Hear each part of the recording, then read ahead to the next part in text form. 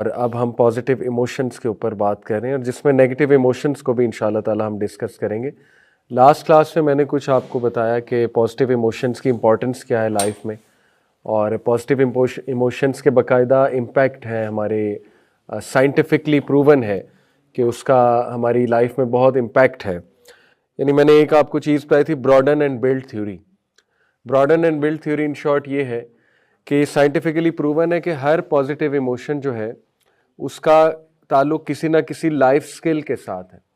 For example joy, if you like to be joyful और you make yourself someone जो बहुत हंसमुख है, तो उसका एक स्किल बिल्ड हो जाता है आपके अंदर जिसको कहते हैं बीइंग प्लेफुल। ठीक है, इसी तरह मैं आपको बल्कि वो दिखा देता हूँ, चलें एक रिवीजन भी हो जाएगी ब्रॉडन एंड बिल्ड थ्योरी की जो हमने बात की थी। Gratitude, if you practice gratitude you become someone who is very creative and someone very giving. Serenity यानी पीस में रहने का आदी बना लें अपने आप को, और पीस में रहने का आदी इन शॉर्ट ये है कि साइलेंस में रहने का आदी बनाए अपने आप को। बहुत ज़्यादा शोर के साथ हमने अपने आप को सराउंड किया हुआ है। शोर से मेरी यहाँ पे मुराद है हर वक्त ऑनलाइन रहना, हर वक्त online. So learn to unplug, learn to unplug, learn to get offline, और थोड़ा साइलेंस में बैठना प्रैक्टिस करना, यानी पार्क जाना, थोड़ी वॉक करना, और मे बी फजर के बाद, वो तो बेस्ट टाइम है, आइडियल टाइम है, थोड़ा सा बैठना। तो सेरेनिटी के जो प्रैक्टिस करेगा उसमें सेवरिंग आ जाएगी, सेवरिंग का स्किल। सेवरिंग है कि किसी चीज़ को फील करना। जैसे आप खाना खाते हैं तो एक एक लुकमे को आप फील करते हैं, उसके टेस्ट को फील करते हैं, और सेवरिंग द मोमेंट, उस मोमेंट को सेवर करते हैं। ठीक है, और सेवरिंग से फिर आपको पता है ग्रैटिट्यूड भी पैदा होता है। इसी तरह hope leads to yearning for positive change. ये सारा चार्ट मैंने आपको समझाया था। बहरहाल आगे चलते हैं। तो इसी तरह मैंने आपको ये बताया था कि पॉजिटिव रहने के लिए मेहनत है। नेगेटिव तो बंदा नेचुरली वैसे ही है। ठीक है, यानी ब्रेन ऑटोमेटिकली पहले नेगेटिव सोचता है, बट पॉजिटिव रहने के लिए जिहाद है, जिहाद में नफ्स है। ये अल्लाह ताला की तरफ से हमारा टेस्ट और ट्रायल भी है। तो जैसे फूल जो है, जब सनशाइन आती है तो फूल मेक श्योर करता है अपने सरफेस एरिया को बढ़ा लेता है, खिल जाता है पूरा, और अपने पूरे के पूरे पार्ट को एक्सपोज कर देता है सनशाइन पे। इसको हीलियोट्रोपिक इफेक्ट कहते हैं बायोलॉजी की लैंग्वेज में। तो हमें भी in terms of emotions heliotropic effect दिखाना पड़ेगा। क्या मुराद है इससे? मैंने आपको फिश की मिसाल दी थी। देखें, फिश हर वक्त पानी में है तो उसे एहसास नहीं होता वो पानी में है, क्योंकि उसके हर वक्त इर्द गिर्द पानी है। इसी तरह इंसान जो है ना, वो हर वक्त नेमतों में है, तो उसे इसलिए नेमतें नजर नहीं आती, उससे नेगेटिविटी इसलिए नजर आती है क्योंकि हमारे अंदर ना एक चीज है कि हम बस खुश रहना चाहते हैं हर वक्त। ये हमारे अंदर एक मैकेनिज्म है कि we just want to please ourselves, we just want entertainment all the time, and we just want खुशी ऑल द टाइम। इसलिए नेगेटिविटी जल्दी नजर आ जाती है। ठीक है, नेमतें इग्नोर हो जाती हैं। तो नेमतों को पकड़ना पड़ेगा, नेमतों को फील करना पड़ेगा। ठीक है, और नेमतों को सेवर करना पड़ेगा, नेमतों को नोट डाउन करना पड़ेगा। स्पेशली आज की जनरेशन को तो बहुत ज्यादा करना पड़ेगा, क्योंकि शॉर्ट टर्म मेमोरी है ना, फौरन भूल जाता है कि क्या हुआ।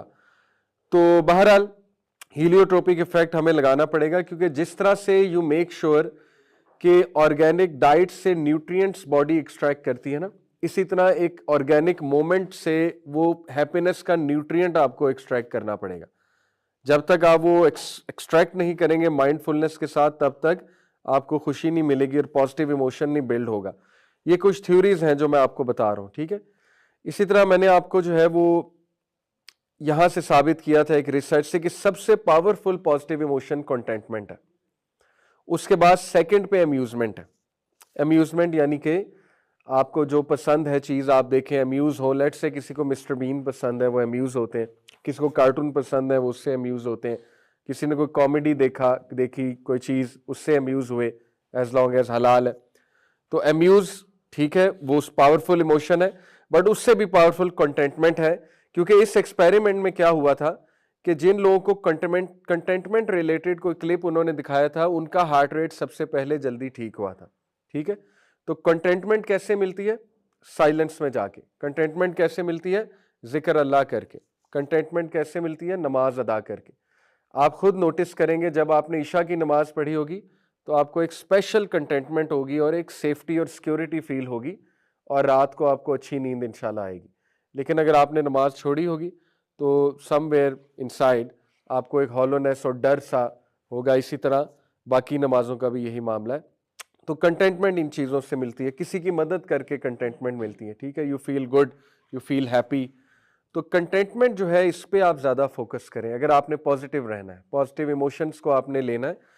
तो ऐसी रूटीन में अपनी चीज़ें रखें जिससे कंटेंटमेंट ज़्यादा मिले। देखिए, कोशिश करें आपकी रूटीन ऐसी हो कि उसमें कम से कम डेली किसी की हेल्प शामिल हो। ये मैंने भी रूल अपनी लाइफ का बना लिया। कोशिश करते हैं कि दिन में किसी की हेल्प ज़रूर करें। It could be parents, it could be siblings, किसी और की करें और अच्छी बात है। अल्हम्दुलिल्लाह देखें, मैं तो खुशकिस्मती है हमारी यूथ क्लब की, हमें तो चांसेस बहुत हैं लोगों को हेल्प करने के। सवाल बहुत आए होते हैं इनबॉक्स में, ठीक है, तो सवाल का आंसर दे दिया, ये हेल्प हो गई किसी की। अल्हम्दुलिल्लाह, अल्लाह का करम है। लेकिन ये कि आप भी कर सकते हैं इंशाल्लाह ताला। तो ये अपनी ज़िंदगी का रूल बनाए, उससे इंशाल्लाह एक तो अल्लाह की मदद आपके साथ शामिल हो जाएगी किसी की हेल्प करके, दूसरा कंटेंटमेंट वाला इमोशन आपको इंशाल्लाह फील होगा। फिर मैंने आपको लविंग काइंडनेस मेडिटेशन का बताया था। ये एक पुरानी बुद्धिस्ट मेडिटेशन है जो आजकल डिप्रेशन के पेशेंट्स को कराई जाती है और इट वर्क्स। इसका साइंटिफिक प्रूफ है, it works. Actually it works इस तरह से कि मैंने आपको लास्ट क्लास में बताया था, एक चीज़ होती है हमारी वेगस नर्व। कभी इसको आप सर्च करें, वेगस नर्व। ये क्या है? ब्रेन से हार्ट तक जो नर्व जाती है उसको वेगस नर्व कहते हैं, ठीक है। और इसकी जो आप कह लें, इसका जो पल्स रेट है जो कि कैलकुलेट किया जा सकता है बाकायदा इंस्ट्रूमेंट्स के थ्रू, प्रोब्स लगा के, तो उसको कहते हैं वेगल टोन। वेगल टोन जो है वो क्या बताती है हमें? हमारा एक नर्वस सिस्टम है, पैरासिम्पथेटिक नर्वस सिस्टम। थोड़ी सी टेक्निकल टर्म्स हैं लेकिन आप समझ जाएंगे। पैरासिम्पथेटिक और सिंपथेटिक नर्वस सिस्टम ये क्या है? सिंपथेटिक नर्वस सिस्टम हमें इमरजेंसी के लिए प्रिपेयर करता है। जैसे सांप आ गया सामने, अर्थक्वेक आ गया एकदम से, तो आपको और आपके अंदर अल्लाह ने मैकेनिज्म रखा है कि आप भागने की कोशिश करेंगे। देखें, एक बंदे के सामने शेर आ जाए तो वो खड़ा तो नहीं रहेगा, या तो बिल्कुल ही ऑटिस्टिक है। ऑटिज्म के जो लोग होते हैं उनमें फिर इमोशंस नहीं होते जाहिर। लेकिन अगर वैसे वो नॉर्मल बंदा है तो वो खड़ा तो नहीं रहेगा, वो भाग जाएगा, क्योंकि उसका सिंपैथेटिक नर्वस सिस्टम उसे फाइट या फ्लाइट की तरफ ले जाएगा, फौरन से एड्रेनलिन रश कराएगा, केमिकल रिलीज कराएगा। लेकिन उसके बाद उसने नॉर्मल भी होना है। नॉर्मल उसे पैरासिम्पथेटिक नर्वस सिस्टम, ये अल्लाह ताला का निज़ाम है, होम्योस्टेसिस। होम्योस्टेसिस जो है ये क्या होता है? बैलेंस, बॉडी का बैलेंस। टेम्परेचर बढ़ेगा तो टेम्परेचर ने नीचे भी तो आना है ना, या टेम्परेचर बहुत नीचे है तो टेम्परेचर ने बढ़ना है। बॉडी डिफेंस मैकेनिज्म पे चली जाएगी, खुद ब खुद टेम्परेचर को बढ़ा देगी, ठीक है। आपके अंदर खुद अल्लाह ताला ने जो है एंटीबॉडीज रखी हुई हैं, वो खुद फाइट करेंगी। वाइट ब्लड सेल रखे हुए, खुद फाइट करेंगे बीमारी को, ठीक है। तो बहरहाल ये जो पैरासिम्पथेटिक नर्वस सिस्टम है, वेगल टोन बताती है कि ये कितना स्ट्रांग है। अगर किसी की वेगल टोन बहुत अच्छी आई है, इसका मतलब उसका ये पैरासिम्पथेटिक नर्वस सिस्टम स्ट्रांग है, विच मीन्स इन शॉर्ट कि उसकी स्ट्रेस मैनेजमेंट अच्छी है। यानी उस बंदे का नॉर्मल होने का जो स्टेट है वो बेहतर है या क्विक है या एफिशिएंट है। आपने कई लोग देखे ना कि वो उनको कोई बहुत बुरी न्यूज़ मिलती है या कोई बहुत बड़ी डिसअपॉइंटमेंट आती है तो उनके चेहरे पे एकदम से दुख आता है और एकदम से डिसअपॉइंटमेंट आती है, लेकिन अचानक ही वो ठीक हो जाते हैं। आपने नोट किया होगा, ठीक है, अचानक ही वो नॉर्मल हो जाते हैं, अपने आप को नॉर्मल कर भी लेते हैं। तो बहरहाल ये इसका मतलब ये है कि उन्हें वो टेक्निक्स आती हैं, उन्हें वो कोपिंग मैकेनिज्म आता है। और कोपिंग मैकेनिज्म में फिर बहुत सी चीज़ें हैं, उसमें जिक्र है टॉप ऑफ द लिस्ट। यानी वो मे भी कहते होंगे इन्ना लिल्लाहि व इन्ना इलैहि राजिऊन और ठीक हो जाते होंगे, या हस्बी अल्लाह व नेमल वकील कहते होंगे, ठीक हो जाते होंगे, या उन्हें अपना ब्रीथिंग रेट कंट्रोल करना आता है, ठीक है, वो ठीक हो जाते होंगे, डीप ब्रीथ लेते होंगे, बैठ जाते होंगे। बहुत सी टेक्निक्स होती हैं, कोपिंग टेक्निक्स तो फिर बहुत है, उनमें से एक ही है लविंग काइंडनेस मेडिटेशन। और ये सबसे ज़्यादा स्ट्रांग इसलिए है अकॉर्डिंग टू साइकोलॉजिस्ट, क्योंकि सबसे ज़्यादा वेगल टोन जिस चीज़ ने जल्दी ठीक की वो ये लविंग काइंडनेस मेडिटेशन है। वो क्या है? वो ये है कि वो आंखें बंद कराते हैं उसकी जो भी क्लाइंट होता है और उसे कहते हैं कि बैठ जाओ उस पोजीशन में, और फिर वो उसे कहते हैं ये सेंटेंसेस रिपीट करो आंखें बंद करके, रिलैक्स हो, गहरे सांस लो और सोचो कि इस वक्त कुछ भी नहीं है तुम्हारी लाइफ में, नॉर्मल स्टेट में आ जाओ, रिलैक्स स्टेट में आ जाओ, बिल्कुल मसल्स को रिलैक्स करो वगैरह वगैरह। उसके बाद वो उसे कहते हैं रिपीट दीज फ्रेजेस। वो क्या फ्रेजेस हैं? सबसे पहले अपने से मुतालिक, may I be filled with loving kindness. उसके बाद ये बहुत स्लो स्लो कराते हैं, यूट्यूब पे आप देख सकते हैं, यूट्यूब पे जाके लिखें लविंग काइंडनेस मेडिटेशन, इसकी एप्स हैं। वो एप्स में क्या है कि कोई वो बाजी या भाई साहब वो ये फ्रेजेस रिपीट कराते हैं, ठीक है, आप हेडफोन लगा लेते हैं और वो आपको ये फ्रेजेस रिपीट कराते हैं आंखें बंद करके, और फिर नींद आ जाती है बंदे को। और भी बहुत सी इस तरह की मेडिटेशंस हैं, ठीक है। तो ये फ्रेजेस होती हैं बहुत स्लो, बहुत अच्छे अंदाज में। फिर इसी तरह may I be safe from inner and outer dangers, फिर may I be well in body and mind, may I be safe, may I be happy, may I be healthy वगैरह वगैरह। उसके बाद वो उन्हें कहते हैं कि अब आप अपने किसी लव्ड वन वाले के लिए ये बातें करें, मे यू बी सेफ, ठीक है, मे यू बी हैप्पी। फिर वो उन्हें कहते हैं कि अब आंखें बंद रखें और पूरी दुनिया के लोगों को माइंड में लाएं, जो भी है, कहीं भी, किसी भी कोने में, और उन सब को माइंड में लाके, ह्यूमन फैमिली को माइंड में लाके कहें may you B happy, may all B happy, may all be safe, ठीक है। तो ये जब उन्होंने कराई पेशेंट्स को, तो उन्होंने नोट किया कि उनकी वेगल टोन बहुत इंप्रूव्ड है, यानी 2-3 बार कराने के बाद, विच मीन्स कि इस मेडिटेशन से उनका कोपिंग मैकेनिज्म बहुत अच्छा हो गया, यानी दे फेल्ट गुड। तो आप देखें कि सुभान अल्लाह, ये चीज़ ऑटोमेटिकली अल्लाह सुब्हानहू व तआला ने हमें दी हुई है। हम अत्तहिया में तमाम लोगों के लिए दुआ करते हैं, अत्तहियातु लिल्लाहि वस्सलावातु अत्तय्यिबातु, पहले नबी सल्लल्लाहु अलैहि वसल्लम पे दुरूद भेजते, अस्सलामु अलैका अय्युहन नबिय्यु व रहमतुल्लाहि व बरकातुहू, अस्सलामु अलैना व अला इबादिल्लाहिस सालिहीन। ये तो 5 बार हमें है लविंग काइंडनेस मेडिटेशन।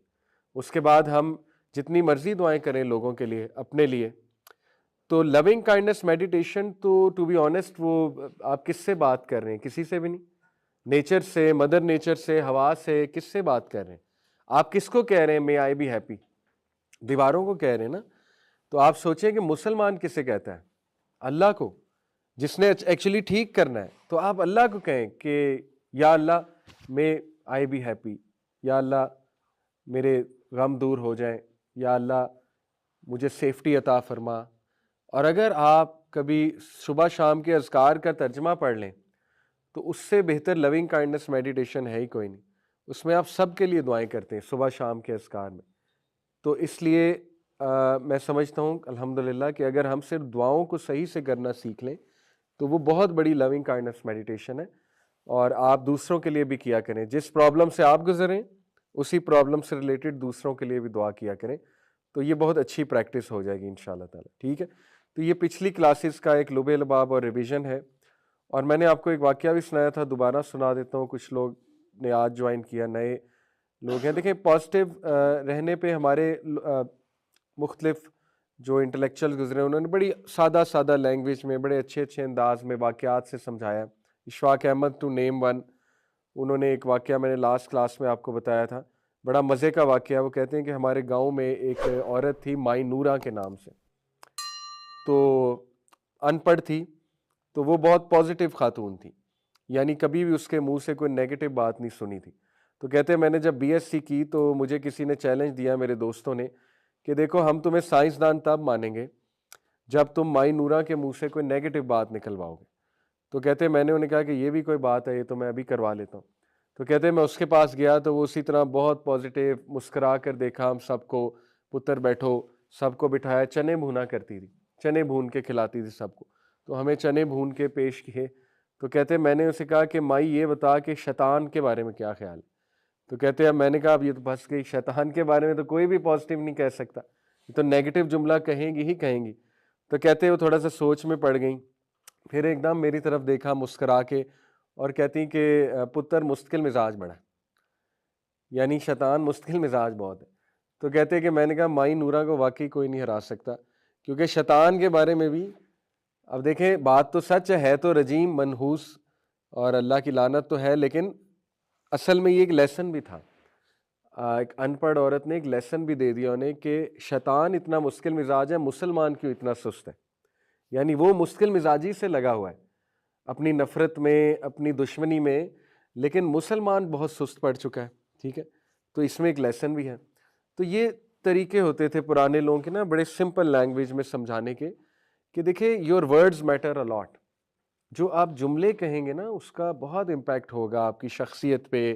अगर आप बहुत नेगेटिव जुमले कहेंगे, मेरी ज़िंदगी तबाह हो गई, मैं बर्बाद हो गया, मेरे ही साथ ये क्यों होता है, मेरा दिन ख़राब हो गया, ठीक है कभी कभी निकल जाते हैं जुमले, हम इंसान हैं, जाहिर है 100% परफेक्शन भी एक्सपेक्टेड नहीं है, बड़े बड़े जुमले निकल जाते हैं, लेकिन पॉइंट इज़ के जुमलों का बहुत असर होता है हमारी शख्सियत पे।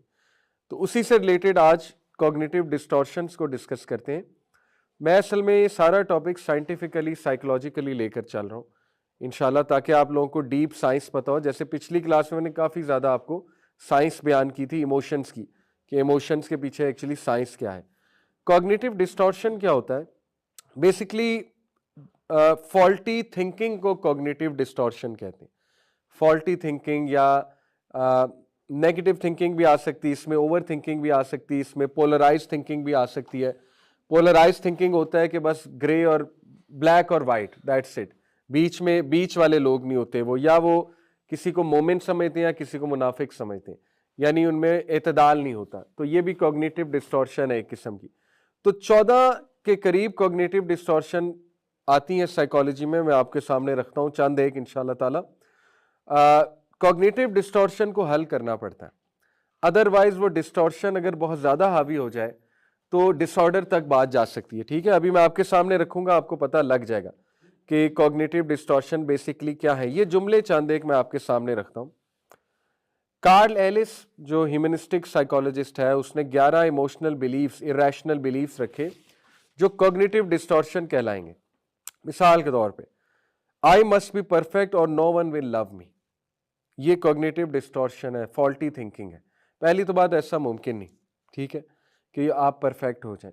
दूसरा, आप अपने आप को ही टॉर्चर करेंगे, आप कहेंगे मुझे परफेक्ट होना चाहिए, अदरवाइज जो है मुझे कोई प्यार नहीं करेगा, या मैं अच्छा नहीं हूं अगर मैं परफेक्ट नहीं हूं। और बहुत से लोग इस बिलीफ के साथ जिंदगी गुजारते हैं और वो अपने आप को बहुत बर्डनाइज कर देते हैं, वो बहुत स्ट्रेस में आ जाते हैं। वो ये समझते हैं कि आई must be the best multitasker, वो ये समझते हैं आई must be the best parent ever, I must be the best child ever. ठीक है, तो वो बहुत स्ट्रेस में आ जाते हैं। देखें, you have to understand you are a human being, और परफेक्शन जो है वो किसी में भी नहीं है। तो थोड़ा सा अपने आप को भी टाइम देना चाहिए, थोड़ा सा अपने आप को लीवरेज देनी चाहिए, थोड़ा सा अपने आप को कबूल करना चाहिए। ठीक है, इसी तरह I must be thoroughly competent, adequate and successful in all possible respects if I am able to be worthwhile. ये भी कॉग्निटिव डिस्टॉर्शन है कि मुझे हर चीज में सक्सेसफुल होना चाहिए वरना मैं फेलियर हूं। It is horrible when things do not turn out the way I want them to be, ये भी एक कॉग्निटिव डिस्टॉर्शन है। ठीक है, और बतौर मुसलमान हमें तो पता है कितनी बड़ी डिस्टॉर्शन है। देखें, फेलियर आ गया तो बस अल्लाह की मर्जी है। Some people are bad, wicked और villainous and they should be punished, ये भी कॉग्निटिव डिस्टॉर्शन है। Unhappiness is a function of events and outside the control of individual. ये कुछ जुमले हैं, ये आप देख लें इंशाल्लाह। It is easier to run away from difficulty and self responsibility than it is to face them. बहरहाल हम बहुत टू द पॉइंट कुछ कॉग्निटिव डिस्टॉर्शन डिस्कस करते हैं। पहला है फिल्टरिंग। फिल्टरिंग क्या होता है? A person engaging in filter और mental filtering, he or she takes the negative details and magnifies those details while filtering out all the positive aspects of a situation। ये हम सब करते हैं। देखें, इन डिस्टॉर्शंस का मतलब ये नहीं आप साइको केस हैं, ये मैं भी करता हूं, आप भी करते हैं, हम सब करते हैं बतौर इंसान। लेकिन जब ये आदत बन जाए, कॉग्निटिव डिस्टॉर्शन जब आदत बन जाए, तो फिर ये आपको बाकायदा एक नेगेटिव इंसान बना सकता है और मेंटल डिसऑर्डर तक भी ले जा सकता है। ठीक है, तो इसलिए हम डिस्कस कर रहे हैं कि हमें पता हो कि हमारा दिमाग कॉग्निटिव डिस्टॉर्शंस कायम करता है। तो एक तो ये होता है, वो क्या होता है कि बस नेगेटिव पे ही फोकस किया जाए और तमाम पॉजिटिव एस्पेक्ट्स को छोड़ दिया जाए। ठीक है, ये फिल्टरिंग है। पोलराइज थिंकिंग, वो क्या होता है? Also known as black and white thinking. Polarize thinking में चीजें या ब्लैक होती हैं या व्हाइट होती हैं, ऑल और नथिंग मेंटालिटी, या सब मिल जाए या कुछ ना मिले, यानी बीच वाली चीज नहीं होती है। यानी हमें या तो परफेक्ट होना है या हम कंप्लीट फेलियर हैं, या मैं उमर बिन अल-खत्ताब हूं या मैं मुनाफिक हूं। ठीक है, ये वाली थिंकिंग रिलीजियोसिटी में भी, कि या मैं उमर बिन अल-खत्ताब हूं या मैं मुनाफिक हूं, बीच वाली चीज कोई नहीं है। और ये चीज जो है हम लोगों को भी इस तरह जज करते हैं कि या बच्चा उमर अल खत्ताब बन जाए या वो फिर जहन्नम में जा रहा है, मुनाफिक है वो। तो ये पोलराइज थिंकिंग कहलाती है। ओवर जनरलाइजेशन, ठीक है, यानी ये यू गेट द पॉइंट कि छोटे से किसी सिंगल पीस ऑफ एविडेंस पे किसी चीज को ओवर जनरलाइज करके जज कर लेना। मिसाल के तौर पे if something bad happens just once, तो people who do over generalisation they expect it to happen over and over again.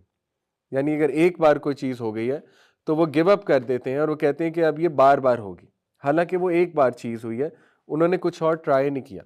By the way, resilience की जो साइंटिफिक डेफिनेशन है, रेजिलियंस आप समझते हैं क्या होता है? रेजिलियंस देखिए, जनरली स्पीकिंग रेजिलियंस होता है कि मुश्किलात के बावजूद चलते रहना, ठीक है, खड़े रहना और फेस करना मुश्किल को और आगे बढ़ना। लेकिन इसकी साइंटिफिक डेफिनेशन से मुराद होती है जो एज ए साइंस किसी ने डिफाइन की हुई है, साइकोलॉजिस्ट ने। उसमें एक चीज आती है बड़ी इंपॉर्टेंट, वो ये होती है कि जो रेजिलियंट लोग होते हैं वो बेसिकली डिफरेंट वो प्रॉब्लम सॉल्वर होते हैं, पहली बात, और वो डिफरेंट सॉल्यूशंस को ट्राई करते हैं। यानी वो एक ही सॉल्यूशन से हिम्मत हार के नहीं बैठ जाते, ठीक है, they like to try different things. ये उनका एक बिहेवियर पैटर्न होता है रेजिलियंट लोगों का।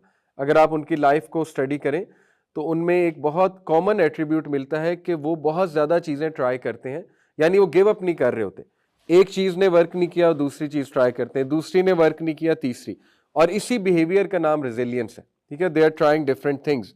और आप देखें कि ये बिहेवियर अल्लाह को बहुत पसंद है, क्योंकि अल्लाह सुब्हान ताला को वो लोग पसंद हैं जो अल्लाह पे तवक्कल तो करते हैं, दुआ भी करते हैं, लेकिन ये कि वो बहुत पॉजिटिव लोग होते हैं, वो आगे बढ़ने वाले लोग होते हैं। जैसे आप देखें कि नबी सल्लल्लाहु अलैहि वसल्लम की अगर आप स्ट्रैटेजीज देखें, आप सिर्फ गज़वा खंदक को स्टडी कर लें अगर, तो उसमें नबी ने हर चीज़ ट्राई की है, हर स्ट्रैटेजी ट्राई की है, डिफरेंट चीज़ें ट्राई की हैं, ठीक है। यानी खंदक भी खोदी, उसके बाद जो है वो स्ट्रेटेजिक पोजीशन भी ली, उसके बाद जो है वो स्पाई भी भेजे, इंटेलिजेंस सर्विस भी अपनी एक्टिव की, ठीक है ना। इसी तरह प्रोपेगेंडा को भी यूज़ किया। प्रोपेगेंडा कैसे यूज़ किया कि अपने कुछ सहाबा को एज अ स्पाई बनाकर भेजा किसी कबीले के पास, और दोनों कॉन्फेडरेट्स में लड़ाई करवाई उन्होंने, ठीक है, यानी बातें फैला के। ये जायज़ प्रोपेगेंडा है, दुश्मन के रैंक्स में इस तरह की डिसयूनिटी के लिए प्रोपेगेंडा ये बिल्कुल जायज़ है। तो आप देखें कि ये रेजिलियंस है, दिस इज रेजिलियंस, कि हार ना मानना और डिफरेंट चीज़ों को ट्राई करना। तो मसला ये कि जो ओवर जनरलाइजेशन करने वाले लोग होते हैं वो बहुत लेस रेजिलियंट होते हैं, क्योंकि वो एक ही चीज़ को देख के फैसला कर लेते हैं कि अब तो कुछ नहीं हो सकता, ठीक है। यानी if this didn't work nothing will work, ये ओवर जनरलाइजेशन है। जंपिंग टू कंक्लूजन भी प्रीटी मच यही है, ठीक है। जैसे मिसाल के तौर पे without individual saying so, person who jumps to conclusion knows what another person is feeling and thinking and exactly why they act the way they do। ये बेसिकली होता है दूसरों को जज करने में, यानी आप somehow उनको कंपेयर करते हैं अपने आप से। आप ये समझते हैं कि चूंकि मुझे बात समझ आ रही तो इनको भी आनी चाहिए, या आप ये समझते हैं कि चूंकि मैं ऐसा फील कर रहा हूं तो ये भी ऐसे फील कर रहे होंगे, ठीक है। तो ये है जंपिंग टू कंक्लूजन, कि आप जंप कर जाएं कंक्लूजन पे समहाउ कि मुझे पता है कि अगला क्या फील कर रहा है और अगला क्या सोच रहा है। तो ये भी एक कॉग्निटिव डिस्टॉर्शन है, ठीक है। इसी तरह कैटास्ट्रोफाइजिंग, ये क्या है? ये है कि एक बंदा नो मैटर व्हाट, वो हमेशा ये एक्सपेक्ट करें कि मैं तबाह हो जाऊंगा, यानी disaster will strike no matter what.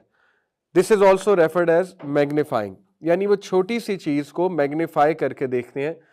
आपने देखा है कुछ लोग जो है ना वो हर वक्त बैटल मोड में होते हैं, जबकि there is no battle at all, यानी हर वक्त बैटल मोड में है, सर्वाइवल मोड में है, फाइट मोड में, जबकि जब देखा जाए उनकी लाइफ तो there is no fight actually, ठीक है।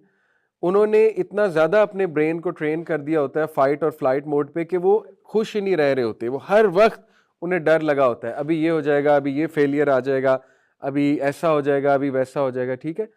तो ये चीज़ कैटास्ट्रोफाइजिंग की तरफ इंसान को ले जाती है कि इंसान फिर हर वक्त डरा होता है कि अभी ही कुछ हो जाएगा, अभी कोई हादसा हो जाएगा, ठीक है। तो ये भी एक कॉग्निटिव डिस्टॉर्शन है, और जाहिर है कि इसको कैसे करना है इंशाल्लाह फाइट आगे देखते हैं। पर्सनलाइजेशन, पर्सनलाइजेशन एक डिस्टॉर्शन है where a person believes that everything others do or say is some kind of direct personal attack or reaction to them. ये भी एक डिस्टॉर्शन है, कुछ लोग को होता है कि यानी कुछ भी हो रहा है इर्द गिर्द, समहाउ उन्हें लगेगा कि मेरे खिलाफ हो रहा है, ठीक है, या मुझे टारगेट किया जा रहा है, तो ये भी एक डिस्टॉर्शन है। इसी तरह कंट्रोल फैलेसी बड़ी इंटरेस्टिंग डिस्टॉर्शन है। वो क्या है? कंट्रोल फैलेसी ये है कि एक बंदा ये सोचे कि जो भी जिंदगी में उसके हो रहा है उसके हवाले से they are in complete control of every situation in a person life. यानी मिसाल के तौर पे टू डिफरेंट इसके एस्पेक्ट्स हैं। In the first, if we feel externally controlled, we see ourselves as helpless, a victim of fate. In the second, internal control has us assuming responsibility for the pain and happiness of everyone around us. For example, why aren't you happy? Is it because of something I did? Control fallacy वाले लोग दो तरह के होते हैं। एक वो जो ये सोचें कि मुझे कोई एक्सटर्नली कंट्रोल कर रहा है और वो फिर हेल्पलेस विक्टिम बन जाए, ठीक है, लर्नेड हेल्पलेसनेस की तरफ चले जाएं। यानी वो ये सोचें कि मेरा हल निकल ही नहीं सकता क्योंकि बस मुझे कंट्रोल किया जा रहा है बाहर से, और no matter what I do मुझे बर्बाद कर दिया जाएगा, और लोग जो है वो साजिशें कर रहे हैं मेरे खिलाफ। तो इसका मतलब है कि वो एफर्ट नहीं करेगा कभी भी, क्योंकि वो हेल्पलेस विक्टिम बन जाते हैं कि कुछ भी नहीं हो सकता। दूसरा एस्पेक्ट कंट्रोल फैलेसी का जो है, दूसरे लोग वो होते हैं जो ये समझते हैं कि मेरे चीज में हर किसी खुशी को मैं कंट्रोल कर सकता हूं। यानी वो फिर बहुत ओवर सेंसिटिव लोग होते हैं। वो छोटी छोटी बात पे डिप्रेस हो जाते हैं कि ये मेरी वजह से हुआ है। यानी मिसाल के तौर पे इनका मूड ऑफ है, मेरी वजह से ऑफ है, ये नाराज हो गए, मेरी वजह से नाराज हो गए, ठीक है, या ये हर्ट हो गए, मेरी वजह से हर्ट हो गए, या फलाना बंदा मुझसे ठीक से क्यों नहीं बात कर रहा, मेरी वजह से है।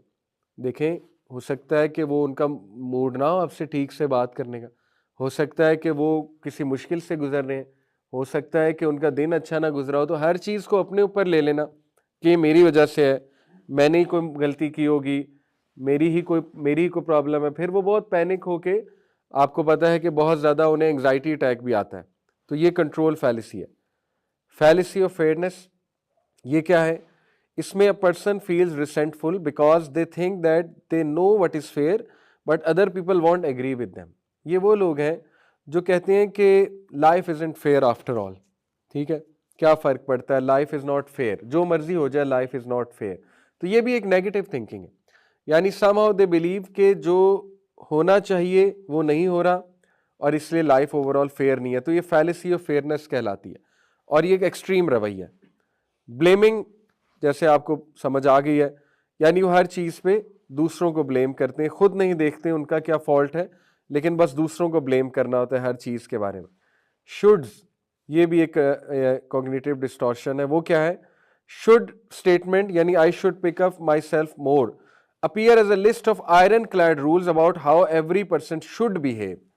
People who break the rules make a person following these should statements angry. ये वो लोग होते हैं जो बहुत रिजिड जिनके रूल्स होते हैं लाइफ में, ठीक है, क्योंकि वो शुड मेंटालिटी के कायल होते हैं कि ऐसा ही होना चाहिए, ऐसा ना हुआ तो फिर उन्हें फ्रस्ट्रेशन होती है। यानी उनकी प्लानिंग के खिलाफ कोई चीज़ चली गई, उन्हें फ्रस्ट्रेशन होती है। उनके साथ कोई बंदा चल नहीं पा रहा, उन्हें फ्रस्ट्रेशन होती है, क्योंकि उनके बहुत ज़्यादा हैवी रूल्स होते हैं, ठीक है, फ्लेक्सिबिलिटी नहीं होती उनमें, टीम प्लेयर नहीं होते वो। तो ये भी एक मसला है और ये हमें देखने को मिलता है बहुत से लोगों के साथ। हो सकता है आपका इंटरेक्शन हुआ हो जो शुड के कायल है।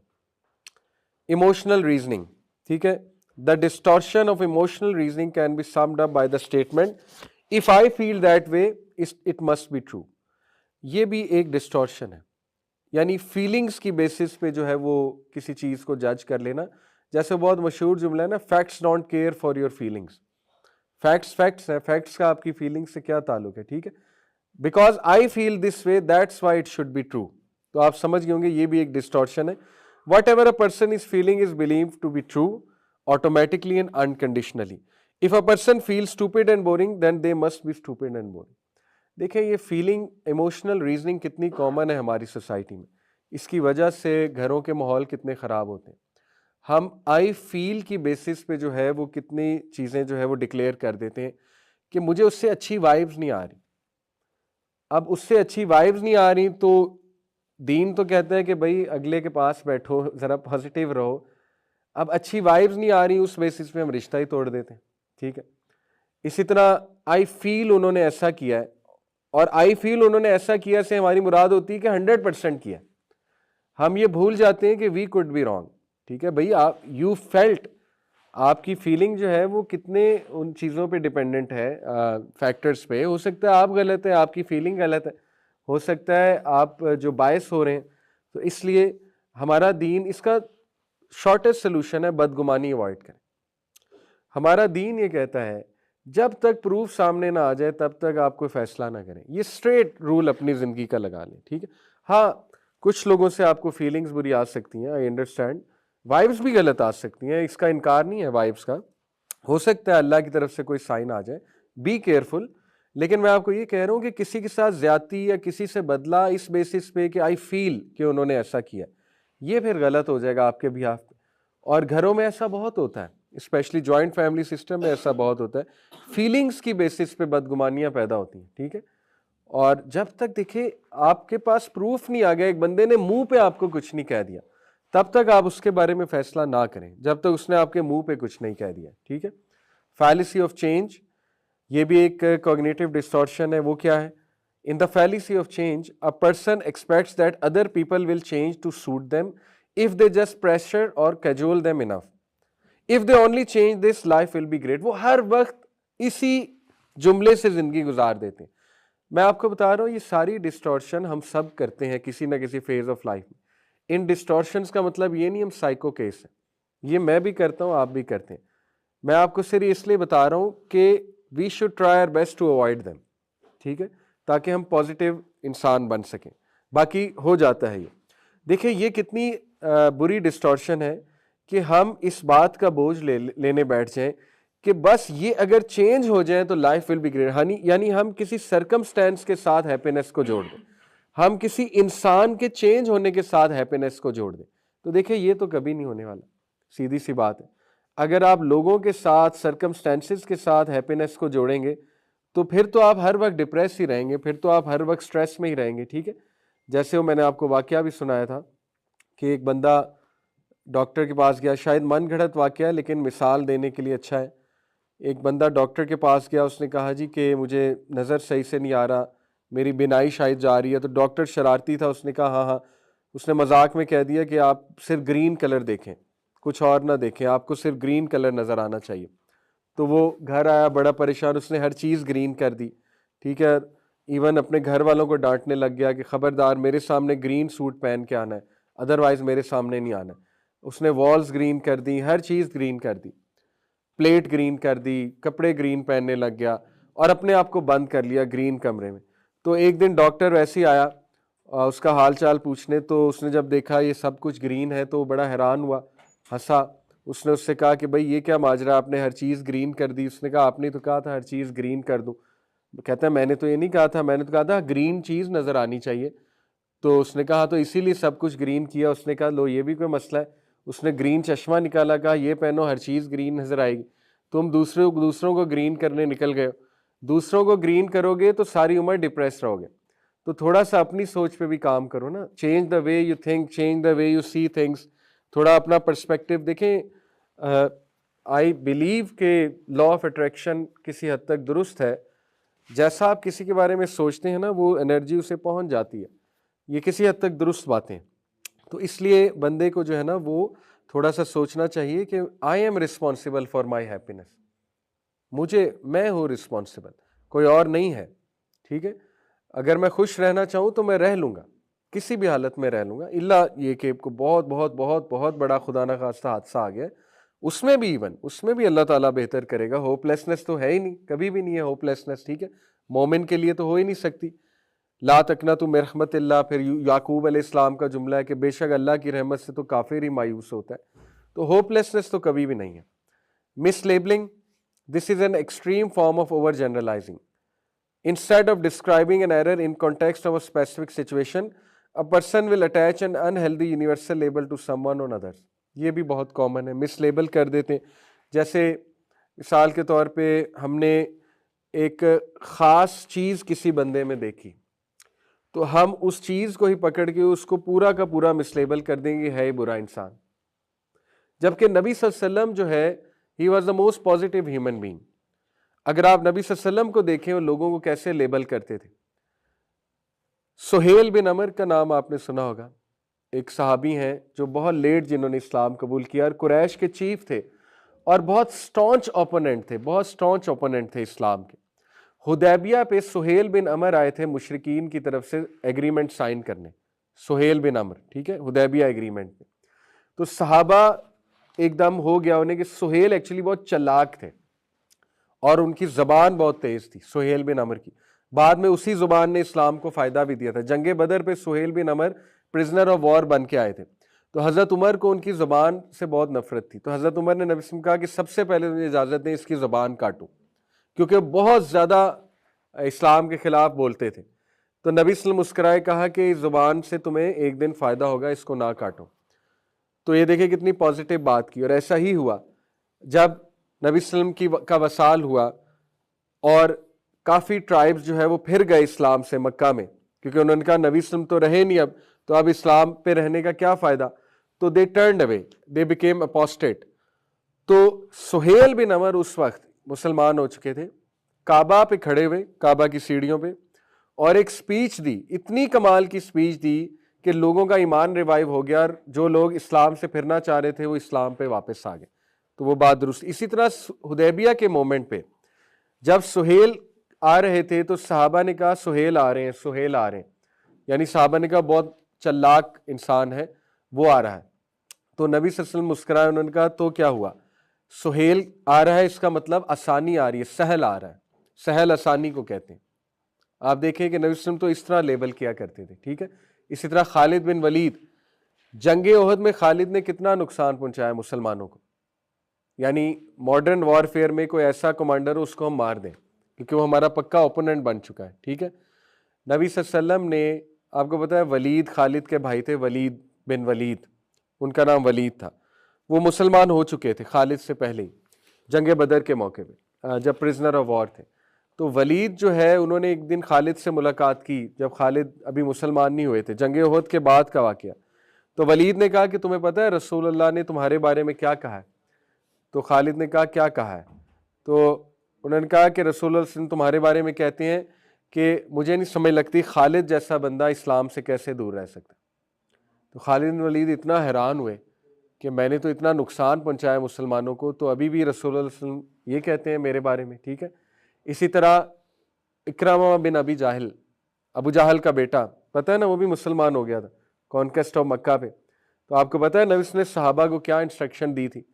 नबी ने सहाबा को कहा था कि इक्रिमा के सामने उसके बाप को अबू जाहल नहीं कहना है, यानी इस नाम से नहीं पुकारना है उसके बाप को। अगर कभी स्लिप ऑफ टंग भी हो गई तो नहीं करनी, क्यों, इक्रिमा हर्ट होगा। अल्लाह अकबर। यानी नबी वसल्लम इस तरह लेबल करते थे लोगों को। नबी वसल्लम जो है वो इतने पॉजिटिव थे, ठीक है, इतना लोगों के इमोशंस का ख्याल रखते थे, सेंसिटिविटीज़ का ख्याल रखते थे, ठीक है। तो बहरहाल मिसलेबलिंग है कि किसी को एक बात पे जज करके बिल्कुल ही तबाह बर्बाद कर देना। आखिरी है always being right. When a person engages in this distortion, they are continually putting other people on trial to prove that their own opinions and actions are the absolute correct ones. यानी Mr. Always Right. Being wrong for them is unthinkable. They will go to any length to demonstrate their rightness. खैर ये तो एक narcissism का trait भी है, narcissistic disorder जो होता है कि एक बंदे को तारीफ का बहुत शौक होता है और वो समझता है कि मैं ही राइट हूँ, हर वक्त मैं ही राइट हूँ, मैं गलत हो भी नहीं सकता। ये एरोगेंस में भी आ जाता है और ये ज्यूज़ में बहुत ज़्यादा था, बनी इसराइल में, गैरिल मग़ज़ूबि अलैहिम वलद्दाल्लीन, कि जब हम दुआ भी करते हैं ना, उन लोगों के रास्ते नहीं कि जो गुमराह हुए, या उन लोगों के रास्ते नहीं जो जिन पे आपका गज़ब नाजिल हुआ। तो देखिए यहाँ पे दो एट्रीब्यूट्स हैं। गुमराही का एट्रीब्यूट, गुमराह लोग इसलिए होते हैं इग्नोरेंस की वजह से, ठीक है, उन्हें नॉलेज नहीं होता तो गुमराही की तरफ चले जाते हैं। लेकिन गज़ब के मुस्तहिक़ कब होते हैं, जब उनमें एरोगेंस आ जाता है। तो इग्नोरेंस और एरोगेंस ये डेडली कॉम्बिनेशन है। यानी जैसे वो कहते हैं ना कि एक बंदा इग्नोरेंट है और उसको पता है वो इग्नोरेंट है, तो अच्छी बात है, वो सेफ है। लेकिन एक बंदा इग्नोरेंट है और ऊपर से एरोगेंट भी है, यानी उसको ये भी नहीं पता मैं इग्नोरेंट हूँ और वो ये मानना भी नहीं चाहता कि मुझे किसी इल्म की ज़रूरत है, मुझे किसी बेहतरी की ज़रूरत है, मुझे किसी दुरुस्ती की ज़रूरत है, तो फिर वो एरोगेंट भी है, फिर वो ऑलवेज बीइंग राइट वाले उसमें कैटेगरी में आता है। बहरहाल ये मैंने आपको इसलिए नहीं बताई कि अब हम एक दूसरे को जज करें कि फ़लाना ऑलवेज बीइंग राइट वाला है या फ़लाना कैटास्ट्रोफाइजिंग वाला है, ठीक है ना, मिसलेबलिंग ना हो जाए ना। ये सिर्फ इसलिए बताया कि हम अपने आप को दुरुस्त करें। सबसे पहले हम ये देखें कहीं इन कॉग्निटिव डिस्टॉर्शंस का हम तो नहीं शिकार, ठीक है। अगर तो है तो हमें अपनी पर्सनैलिटी में ये चेंजेस लानी पड़ेंगी, इंप्रूव करना पड़ेगा इंशाल्लाह अपने आप को, और इम्प्रूव किया जाता है। पर्सनैलिटी चेंज होती है, ऑब्वियस सी बात है, ठीक है ना। हमारे हाथ में कितना है और तकदीर में कितना है, ये कुछ लोग सवाल पूछते हैं कि देखें मैं तो हूँ ही ऐसा, अल्लाह ने बना ही ऐसा दिया है। तो ऐसी कोई बात नहीं है। अल्लाह ताला ने हाँ कुछ आपके अंदर ऐसी जेनेटिकली कुछ चीज़ें आ सकती हैं, हेरिडिटी में, जेनेटिक्स में, जो आपकी वो चीज़ें रहेंगी, लेकिन उनको भी कंट्रोल किया जा सकता है। तो ये कभी ना सोचें कि नहीं मैं तो बेबस हूँ या मेरे से चीज़ें कंट्रोल नहीं हो सकती। बिल्कुल हो सकती हैं। कई लोग साल पहले उनकी पर्सनैलिटी कुछ और होती है, साल बाद बिल्कुल चेंज हुई होती है। आपने कई लोग अपनी आंखों के सामने देखे होंगे कि जब तक उनका दायरा या कंपनी एक खास थी, दे वर क्वाइट नेगेटिव पीपल, लेकिन एकदम से they became very positive people, they became very motivating people, ठीक है। क्योंकि बहुत सी चीज़ों ने उन्हें चेंज कर दिया ना, उनकी मे बी कंपनी बेहतर हो गई, पॉजिटिव लोगों में बैठना शुरू हो गए, नेगेटिविटी को फॉलो करना छोड़ दिया सोशल मीडिया पे, ठीक है ना, यानी नेगेटिव लोगों के स्टेटस पढ़ना छोड़ दिए, तो लाइफ चेंज फॉर देम। तो सीधी सी बात है कि पर्सनैलिटी चेंज होती है और हमें अपनी पर्सनैलिटी में ये चीज़ें लानी पड़ेंगी। और अगर इससे भी ज़्यादा सिंपल सोल्यूशन चाहते हैं, ये तो मेहनत के काम है ना, पहले डिस्टॉर्शन फाइंड आउट करें, उस डिस्टॉर्शन को फिर ख़त्म करने की कोशिश करें, ये तो फिर लंबा काम है। तो मैं आपको इससे भी छोटा काम बता देता हूँ। आप कुछ भी ना करें, आप सिंपल नबी वसल्लम की सीरत उठाएं और उसको फॉलो करना शुरू कर दें।